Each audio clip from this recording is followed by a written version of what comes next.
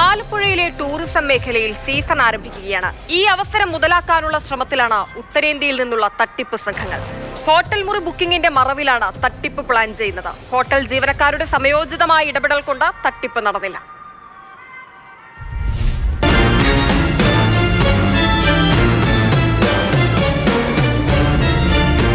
നഗരത്തിലെ ഒരു പ്രധാന ഹോട്ടലിലേക്ക് കഴിഞ്ഞ ദിവസം ഹിന്ദി സംസാരിക്കുന്ന ഒരാൾ വിളിച്ചു.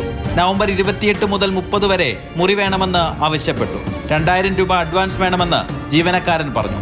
ഓൺലൈനായി പണം നൽകാൻ സ്കാനറിന്റെ ഫോട്ടോ വാട്സാപ്പിൽ നൽകി.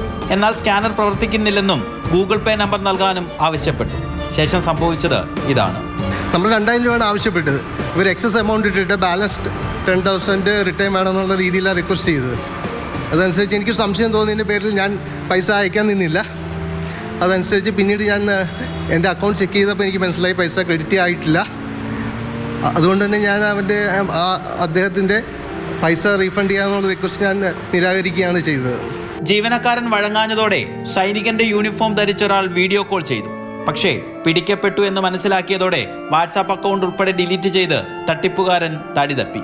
പുള്ളിയുടെ വൈഫിന് ഹോസ്പിറ്റൽ കേസാണ്, പേയ്മെന്റ് പെട്ടെന്ന് തിരിച്ചു വേണമെന്നുള്ള രീതിയിലാണ് അപ്രോച്ച് ചെയ്തുകൊണ്ടിരുന്നത്. അത് വീഡിയോ കോളിലും പുള്ളി വന്നു. വീഡിയോ കോളിൽ വന്നപ്പോഴത്തേക്ക് ഇതുപോലെ തന്നെ ഒരു ആർമി മിലിറ്ററി ഓഫീസറുടെ യൂണിഫോമായിരുന്നു. പരാതിയിൽ പോലീസ് കേസെടുത്തു. തട്ടിപ്പ് സംഘങ്ങളെ കരുതിയിരിക്കണമെന്ന് ഹോട്ടലുകൾക്ക് പോലീസ് നിർദ്ദേശം നൽകിയിട്ടുണ്ട്.